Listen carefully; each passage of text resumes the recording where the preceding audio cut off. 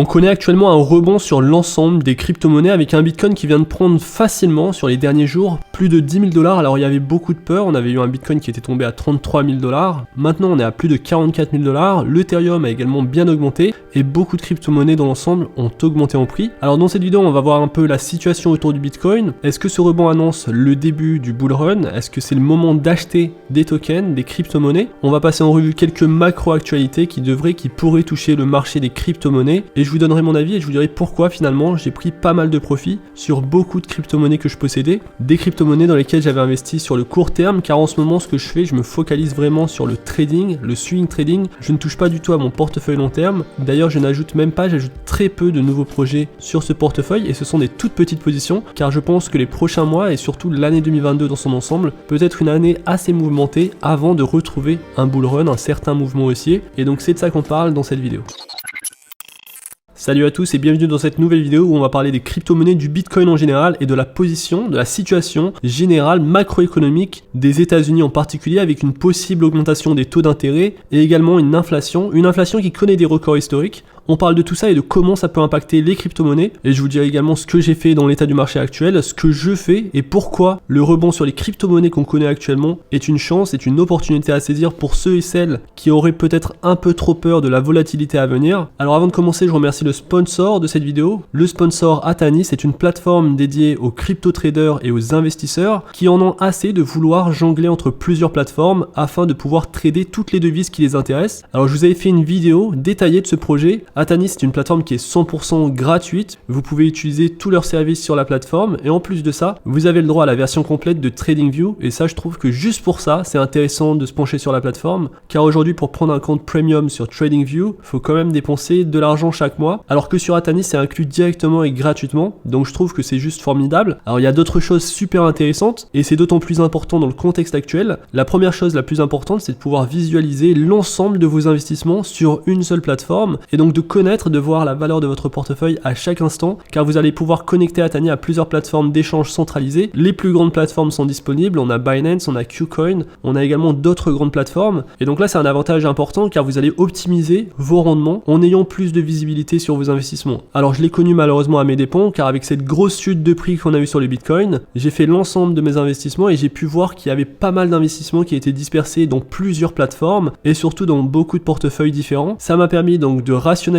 la chose et de connaître, d'avoir une visualisation d'ensemble sur une seule plateforme, et donc ainsi j'ai pu me séparer de positions que je ne voulais pas garder sur le long terme car simplement ces positions étaient là pour du trading. Et donc rien que connaître votre investissement, rien que visualiser tous vos investissements à un endroit, ça peut vous faire gagner pas mal d'argent finalement car ça va vous aider à optimiser votre technique de trading mais également d'investissement. Et donc vous allez retrouver beaucoup de choses. Une fonctionnalité intéressante, c'est la fiscalité. Sur Atani, vous pouvez avoir un calcul automatique de votre fiscalité et ça c'est quand même assez stylé. Donc en un seul bouton, automatiquement Atani va calculer les taxes que vous devrez payer sur vos crypto-monnaies. Donc il y a beaucoup de questions qui reviennent dans l'espace commentaire. Comment savoir combien de taxes je vais payer sur mes crypto-monnaies? Avec Atani, il y a un calcul facile et automatique qui est fait. Et surtout, ce calcul va reprendre l'historique de vos transactions. Donc vous n'avez pas besoin de démarrer à partir de maintenant. En vous connectant à la plateforme, automatiquement la plateforme va reprendre l'historique de vos transactions sur la plateforme d'échange centralisée que vous avez utilisée. Alors il y a pas mal de choses et beaucoup d'échanges disponibles aujourd'hui. Et c'est une plateforme qui démarre et qui ajoute toujours plus de fonctionnalités. Donc on verra beaucoup d'autres nouvelles fonctionnalités sur les prochains mois, et donc je vous parlerai de la plateforme au fur et à mesure avec quelques fonctionnalités que j'aime beaucoup ici et là. Et pour moi c'est une plateforme que j'utilise de manière maintenant quotidienne, rien que pour l'analyse sur TradingView, une analyse qui est gratuite. Je vous mets mon lien dans la description pour que vous puissiez vous enregistrer sur la plateforme et on est parti pour la vidéo. Alors tout d'abord parlons de l'inflation et des taux d'intérêt. Donc aujourd'hui l'inflation atteint des records historiques, des records avec des headlines estimés à 7%, et ces chiffres là on les a pas vus depuis 1982. Et donc actuellement ce qui se passe, c'est qu'il y a énormément d'inflation sur les produits de consommation, sur tout un tas de produits. D'ailleurs, Jérôme Powell avait annoncé que l'inflation s'était étendue à plein d'autres domaines et ça a cet aspect de contamination. L'inflation, lorsqu'elle commence, elle s'étend à beaucoup de domaines jusqu'à atteindre finalement les consommateurs, la population. Et donc c'est ce qu'on voit actuellement, on voit une augmentation de l'inflation qui atteint des records historiques et les devoirs majeurs de la Réserve fédérale, c'est tout d'abord de maintenir la valeur du dollar et ça se fait à travers le contrôle de l'inflation via les taux d'intérêt. Et donc la Réserve fédérale peut imprimer de l'argent mais également changer les taux d'intérêt. Donc c'est ces deux outils qu'elle utilise pour faire en sorte que le dollar garde toujours sa position de numéro 1 mondial. Et vous le voyez donc avec ces chiffres et ces sommets historiques à 7% qu'on a, forcément ça inquiète la Réserve fédérale. À noter que ça les inquiète beaucoup plus qu'une correction sur le marché boursier. Et donc dans le meeting de la Fed, ils ont annoncé leur volonté d'augmenter les taux d'intérêt. Alors ils vont le faire de manière très transparente et prédictive, donc ils vont donner des indices avant de le faire pour pas que ça affole les marchés financiers, car en effet lorsqu'on va augmenter les taux d'intérêt, il va y avoir des perturbations sur les marchés financiers, donc le marché du Nasdaq, du S&P 500, les crypto-monnaies également. Généralement on connaît de fortes baisses de prix, des corrections lorsqu'il y a des augmentations de taux d'intérêt, car lorsqu'on augmente les taux d'intérêt, on va baisser les bénéfices que les entreprises vont pouvoir faire, ça va ralentir l'économie américaine et ainsi la perspective d'actifs moins risqués comme les obligations vont devenir beaucoup plus attractives pour les investisseurs que pourrait l'être l'investissement dans les actions ou alors dans les crypto-monnaies. Et donc une augmentation des taux d'intérêt, ça signifie une rotation des secteurs d'investissement, mais sur le moyen long terme, c'est plutôt un bon signe. Lorsqu'il y a une augmentation des taux d'intérêt, on va avoir un retour de l'intérêt des investisseurs finalement dans les actifs boursiers, dans les actifs crypto. C'est juste que sur le court terme, ça pourrait provoquer de fortes perturbations, sachant en plus qu'ici on a une situation inédite avec des taux d'intérêt assez élevés et la Réserve fédérale, son devoir ce n'est pas de stabiliser les marchés financiers, son devoir, sa priorité d'abord, c'est de protéger la valeur du dollar et donc ils mettront tout en place pour descendre cette inflation et donc ils vont forcément augmenter les taux d'intérêt de manière régulière sur l'année 2022. Reste à voir comment ils vont le faire, on aura bientôt plus d'informations et ça pourrait donc provoquer un petit peu de panique des marchés financiers et pour nous ça pourrait nous permettre d'avoir de bonnes entrées sur nos crypto-monnaies, mais ça on va en parler juste après. Et donc ces taux d'intérêt pourraient créer de l'instabilité. D'ailleurs le fonds d'investissement Bridgewater est convaincu que la Fed n'est pas du tout inquiet de la récente correction sur les actifs du Nasdaq et du S&P 500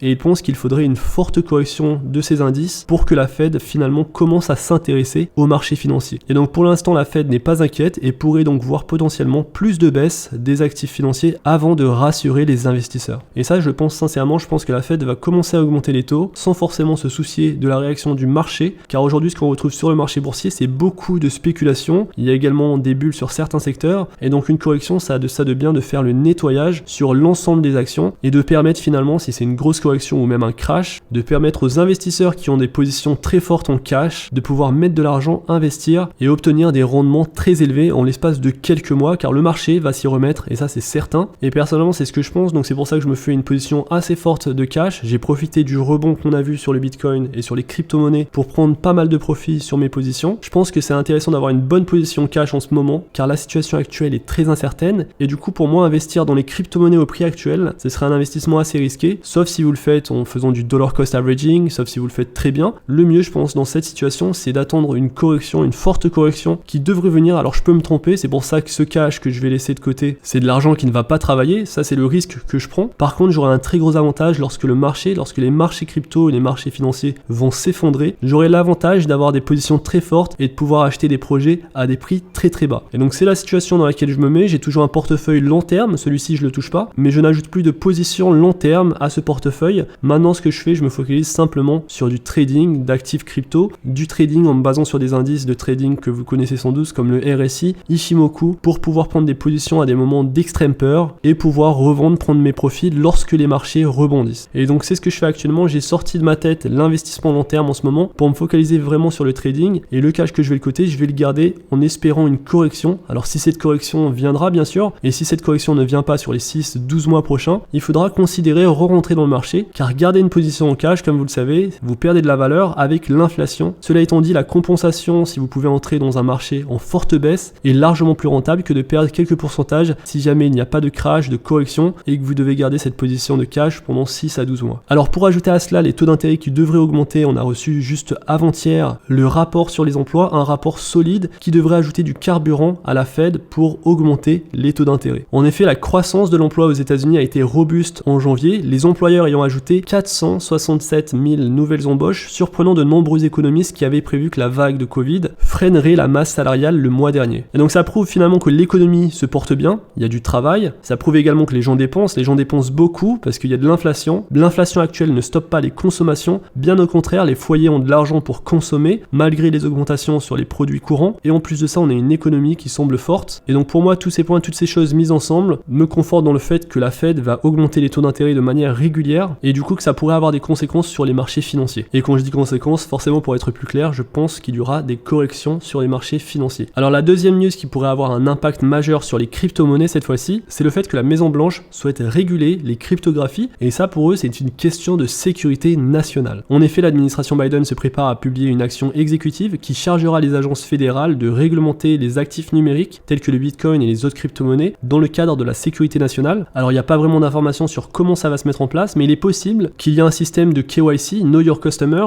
où vous devrez vous identifier, mettre en ligne vos passeports, vos documents d'identité sur des applications qui ne nécessitaient pas de tel KYC. Je pense par exemple à MetaMask, qui est un non-custodial wallet, donc vous gardez vos propres clés. Il est possible que sur MetaMask, plus tard, il faille faire un KYC pour des raisons de sécurité nationale. Et donc ça, forcément, ça pourrait amener un élan de panique sur les crypto-monnaies et sur le Bitcoin. Donc c'est une nouvelle importante qui est à suivre, je pense, car ça pourrait créer tout simplement de l'instabilité sur les marchés cryptographiques. Alors parlons maintenant des crypto-monnaies. Aujourd'hui, le Bitcoin est à 44 000 $. Sur le Fear and Greed Index, on est à 48. On est sur une zone neutre. Alors c'est assez étonnant car on était en Extreme Fear juste quelques jours avant. On était donc descendu à 23 sur la fin du mois dernier. Et maintenant, on est dans un état tout à fait neutre. Et bientôt, il est possible que si on a quelques jours dans le vert, il est possible qu'on soit dans un état d'euphorie même, ce qui est surprenant compte tenu de l'état actuel du marché. Alors sur la chaîne, on avait parlé du Bitcoin lorsqu'il y avait des corrections. Et je vous avais dit qu'à chaque fois qu'il y a des corrections, il y a forcément des rebonds techniques. Et donc on avait fait une vidéo lorsque le Bitcoin était aux alentours de 50 000 $. On avait eu à ce moment-là une forte correction à partir de 57 000 $ pour toucher les 42 000 $ rapidement et remonter. Alors je vous avais dit à ce moment-là qu'il y aura un rebond et qu'à ce moment-là c'est intéressant, si vous pensez qu'il y aura plus de potentiel à la baisse, de prendre vos profits sur les crypto-monnaies que vous possédez. Et donc c'est ce qu'on a eu, on était aux alentours de 46 000 $, on a eu ensuite un rebond pour aller chercher les 50 000 $, et ensuite on a eu une correction, une tendance baissière pour aller chercher les 34 000 $, et aujourd'hui on a la même chose. C'est pas à ce moment-là qu'il faut vendre, c'est pas ici qu'il fallait vendre. Le meilleur moment de vendre c'est lorsqu'il y a des rebonds, et ça se voit facilement sur le RSI, le stock RSI. Vous le voyez qu'on était à des plus bas et qu'on remonte toujours, et c'est ici qu'il faut revendre, prendre ses profits si on souhaite sortir du marché. Alors c'était pareil assez récemment, on a eu une forte correction, le stock RSI qui était sur des valeurs très très basses, et maintenant on remonte, on est à des valeurs très hautes sur le stock RSI, et donc aujourd'hui c'est un bon moment pour quitter vos positions si vous pensez que le Bitcoin va aller chercher les 30 000 $, les 25, 27 000 $ sur les prochains mois. Personnellement c'est ce que je pense, c'est pour ça que je suis dans une forte position en cash. Il est possible que je manque du potentiel à la hausse, il est possible que le Bitcoin monte à 50 000 $, ce n'est pas grave, j'ai bien profité du marché jusqu'à présent, et pour l'instant il y a tellement d'incertitudes que je préfère attendre justement, attendre une forte correction donc avant d'alimenter mon portefeuille long terme, car aujourd'hui avec les problèmes macroéconomiques je pense que c'est assez risqué de commencer à investir sur le long terme, sauf si bien sûr comme je le dis à chaque fois, si on a une technique de dollar cost averaging, si on est prêt à prendre la volatilité qui va être importante et qui va arriver sur les prochains mois mais également sur le bear market, si on est prêt à garder des positions sur plus de 4 à 5 ans, donc des positions long terme, à ce niveau là ça n'a pas d'intérêt de regarder les prix des crypto-monnaies. Moi vous le savez, j'aime beaucoup timer le marché, j'aime beaucoup acheter les actions au meilleur moment, c'est ce que j'avais fait en mars 2020 lors du crash de la crise sanitaire. J'avais pu acheter des actions Tesla à 90 $ qui aujourd'hui sont montées à plus de 1000 $. Pour moi sur ce rebond technique, il y a des niveaux à surveiller, des niveaux très importants. Le premier niveau, vous le voyez tout de suite, c'est le niveau des 44 000 $. Si on dépasse ce niveau, c'est une très bonne nouvelle pour les crypto-monnaies. Encore faut-il que la situation macroéconomique n'intervienne pas, n'impacte pas trop les crypto-monnaies. Comme d'habitude, faites vos recherches, diversifiez vos investissements, ayez toujours un portefeuille long terme, comme ça vous êtes dans le marché. S'il y a une reprise, vous gagnez de l'argent. S'il n'y a pas de reprise mais qu'il y a une forte correction, vous avez du cash de côté et vous pouvez déployer ce cash pour prendre les meilleures affaires sur les crypto-monnaies. Mais pour moi aujourd'hui, être à 100% investi dans les crypto-monnaies et ne pas avoir de cash, c'est une grosse erreur, sachant qu'il y a énormément d'incertitudes dans les marchés actuels. Alors attention, je suis d'accord qu'il y a tout de même de bonnes nouvelles. On a vu KPMG Canada qui a ajouté le Bitcoin et l'Ethereum à sa trésorerie, et donc KPMG Canada est devenue la dernière société cotée en bourse à ajouter des crypto-monnaies à son bilan. Et donc vous connaissez sans doute MicroStrategy de Michael Saylor qui a ajouté du Bitcoin à chaque fois, régulièrement il ajoute du Bitcoin. Maintenant on retrouve KPMG Canada. Il y aura également beaucoup d'entreprises qui vont entrer dans le marché des crypto-monnaies en 2022. Je pense donc que c'est un marché important, je pense qu'il y a beaucoup d'opportunités, mais aujourd'hui j'ai shifté, j'ai déplacé mes investissements sur un horizon beaucoup plus court, moyen terme, pour faire donc du trading mais posséder du cash à côté en cas de forte correction. D'ailleurs je sais que certains vont me poser la question, donc en ce moment je suis sur une position cash à 70% de mon portefeuille et 30% de mon portefeuille correspond à des investissements long terme et j'utilise environ 10 à 20% maximum de cash pour faire du trading, ce qui fait que je garde toujours 50% de cash de côté, et donc c'est ce que je fais en ce moment, je garde beaucoup de cash de côté pour pouvoir profiter des futures, des potentielles baisses du marché. En tendance haussière ce serait différent, mais en tendance baissière je préfère garder beaucoup plus de cash. Et vous alors, dites-moi ce que vous pensez de la situation actuelle, est-ce que ça vous inquiète, est-ce que vous êtes ok, est-ce que vous pensez qu'on va retrouver les 60 000 $, les 68 000 $ pour le Bitcoin sur les prochains mois? Alors cette correction, comme je vous le dis, je pense qu'elle peut venir sur les 6 prochains mois, sur les 12 prochains mois. C'est un risque, et dans l'état actuel du marché, ce qu'on peut faire nous seulement, c'est uniquement anticiper ce qui peut se passer et se protéger, toujours protéger son capital, c'est le plus important lorsqu'on est investisseur. Et donc j'espère que cette cette vidéo vous a plu. Si c'est le cas, n'hésitez pas à liker la vidéo, à vous abonner à la chaîne. On se retrouve très vite pour une prochaine vidéo. D'ici là, faites attention à vous, investissez bien et à la prochaine.